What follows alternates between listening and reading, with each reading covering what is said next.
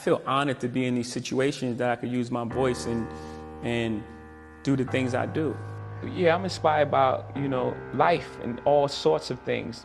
You can say something right now and it would inspire me to write a song or something to happen. Most kings just happen to be inspired by Basquiat drawing, the drawing, and you had the most young kings get their head cut off on the bottom. And I looked at that and I was like, it's powerful. Just the statement in itself, lends itself for a song. The song starts inspired by Basquiat. My chariot's on fire.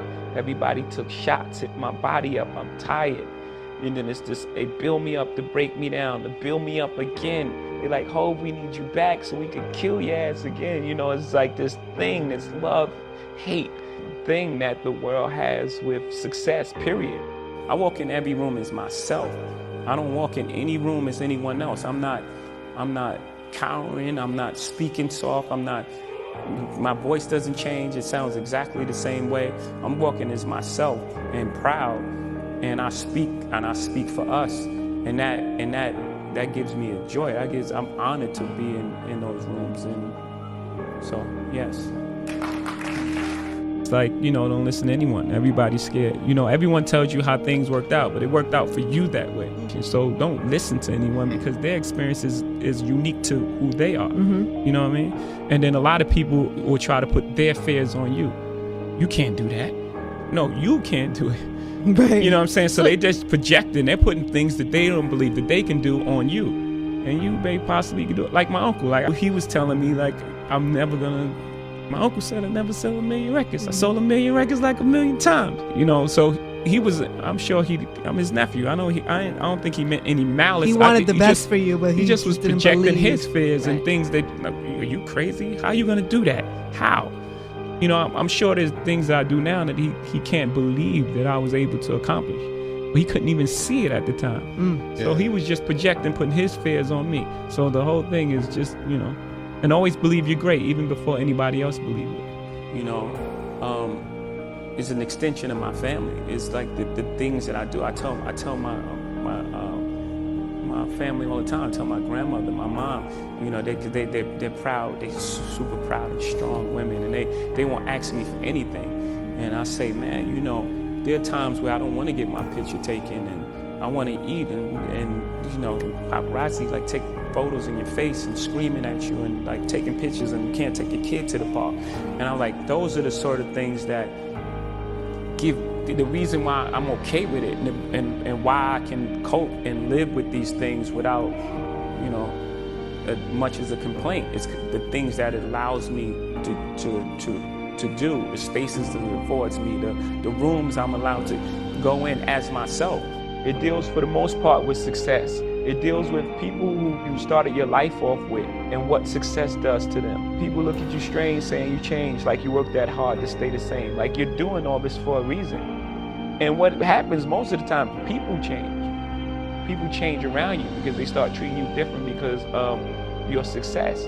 So you are changing. You don't change who you are, the core of who you are, the things you believe, the things you love, and the things you die for, and your principles. You don't change that, but you're gonna change who you are. You're gonna change, you can't do the same things that you can't hang on the corner. Some people may not be comfortable with that. And then it deals with the other side of success, how people look at you when you're successful. Media medals, people sue you, settle. Every step you take, they remind you again. So no matter how far you are, you still have that stigma on you of where you come from when you walk inside the door. Even if you have a tuxedo on, it's like, oh yeah, that's the guy who used to be this and did that. Most kings get their head cut off, right? In war, battle, and in life. At the end of the day, you've achieved everything you want. You've made it to the top of the throne, and at the end of the day, you just get your head cut off. Do things that are true to you. Most things that I'm involved with are an extension of being creative. Rockaway's clothing company. It's part of who you are, and hip hop is your attitude and what you're trying to express, how you dress. I love sports growing up. I grew up in a household where sports was on 24/7. So these are all things that are comfortable for me. These are things that I like.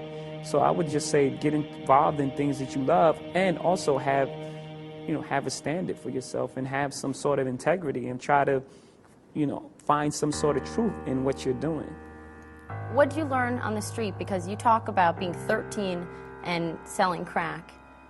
Did that teach you something of how to be a successful businessman, or how we all are all common? all the things that you apply in business.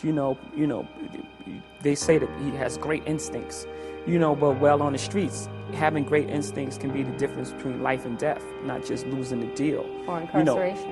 Or incarceration, which is less than death, right? And and being a person of high integrity, people want to deal with you, in business, in the Trust. streets, trust and honorable, and, a man of your word, all these things come to play in the business world. I'm not condoning any street activity, but it's just the way it is. There's a redemptive power that making a choice has, rather than feeling like you're at effect to all the things that are happening. Make a choice. Like, you just decide what it's going to be, who you're going to be, how you're going to do it. Just decide. And then from that point, the universe is going to get out your way. It's water. It wants to move and go around stuff, I realize that to have the level of success that I want to have, it's difficult to spread it out and do multiple things. It takes such a desperate, obsessive focus. You really got to focus with all of your fiber and all of your heart and all of your creativity. You are associated with a number of brands, HP, Coca-Cola, Budweiser. How do you decide who you want your name, your brand, your voice tied to, and what companies you don't? I try to. Sometimes it's just more about relationships. I pretty much try to work with brands if there's some sort of partnership there. I don't typically do a one-off endorsement deals. I've just never been interested in that. It's just more so if I can create some sort of partnership. Coca-Cola was a partnership. Brand managers, acted as at one time. So I pretty much look for partners, as opposed to one-off endorsement deals. Well, yeah, it seems like you insist on some creative control, that you're not willing to just give the Jay-Z brand out or let people buy it from you. Yeah, for me, it's my life. It's who I am as a person. So I can't just let someone have creative control of who I am. Sure, it's important. Best investment advice that you ever received? What was it? Do you remember? Whether it was in the market or just investing in life and in business? Yeah, I think just doing things that you believe in, things that you understand. I think that's the best investment. I heard Warren Buffett say that just the other day. And I just innately felt that, just invest in things that you understand. Speaking of Warren Buffett, you recently spent an afternoon with him in Omaha, Nebraska. You went to lunch, you sat down with him. Did it turn out that the two of you had more in common maybe than you thought? I think most people do. After a conversation, you realize that you have more in common than things that are dissimilar. Yeah. What did you take away from that?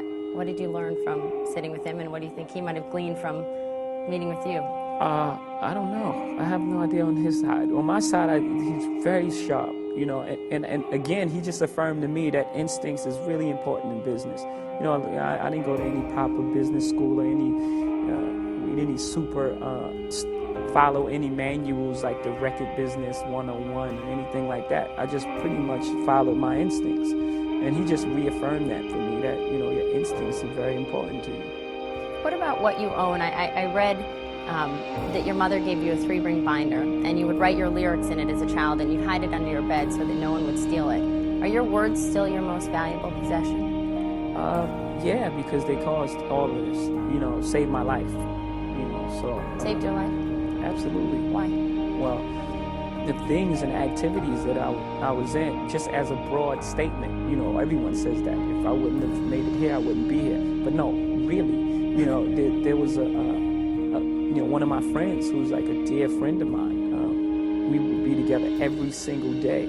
And if it wasn't for rap, if I wasn't taken away from, the place I was, he went to jail for 12 years. And we were together every single day. So I can't even imagine a circumstance where I wouldn't be with him.